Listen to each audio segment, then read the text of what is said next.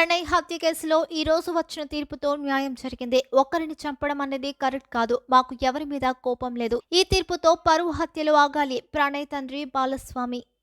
ఈరోజు ప్రణయ్ కేసు విషయంలో నల్లగొండలో వచ్చినటువంటి తీర్పు ఏదైతే ఉందో ఆ తీర్పు ఒక నేరస్తులకు ఒక కనువిప్పు అనేది కలగాలి, కనువిప్పు కావాలి.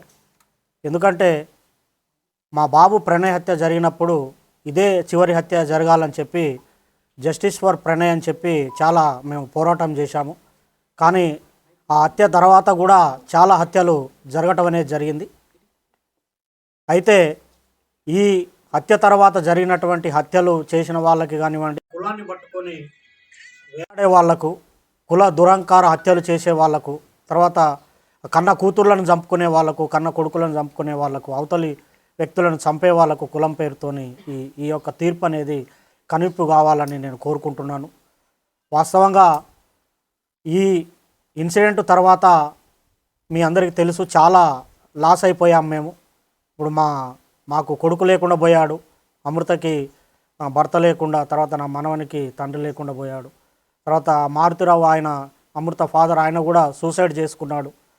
తర్వాత ఈ ఇందులో ఉన్నటువంటి 7 మందికి సుభాష్ శర్మకి ఉరిశిక్ష, తర్వాత మిగతా 7గురికి 6 మందికి జీవిత ఖైదు విధించడం అనేది జరిగింది. వారి కుటుంబాలు కూడా బాధపడుతూ ఉంటాయి. కాబట్టి ఎవరైతే ఈ సుపారీలు తీసుకొని హత్యలు చేసే వాళ్ళకి ఇది ఒక కనువిప్పు కావాలి.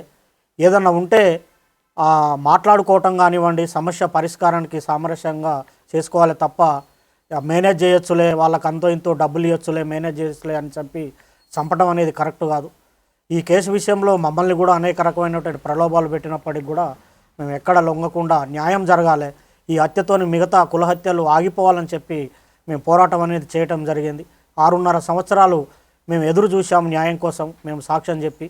ఇందులో ముఖ్యమైనటువంటి పాత్ర పోషించినటువంటి అప్పటి డిఎస్పి శ్రీనివాస్ గారికి ప్రత్యేకమైన కృతజ్ఞతలు ఈ సందర్భంగా తెలియజేస్తూ ఉన్నాను. ఎందుకంటే సారు ఐఓగా చాలా గొప్పగా ఆ కేసును పకడ్బందీగా, చాలామంది మమ్మల్ని అన్నారు ఎందుకు కేసు లేట్ అవుతుంది, ఛార్జ్షీట్ లేట్ అవుతుంది, ఏదో జరుగుతుందని. కానీ సార్ మీద మేము నమ్మకం పెట్టుకొని ఉండటం వల్ల లేట్ అయినప్పటికి కూడా ఒక పకడ్బందీ 200 పేజీల ఛార్జ్షీటు, దాదాపు 100 మంది సాక్షులను పెట్టి ఛార్జ్షీట్ వేసి గట్టిగా కేసును పకడ్బందీగా చేశారు. తర్వాత దానికి సహకరించినటువంటి ఎస్పీ రంగనాథ్ గారికి కూడా ఈ సందర్భంగా ప్రత్యేకమైన కృతజ్ఞతలు తెలియజేస్తూ ఉన్నాను.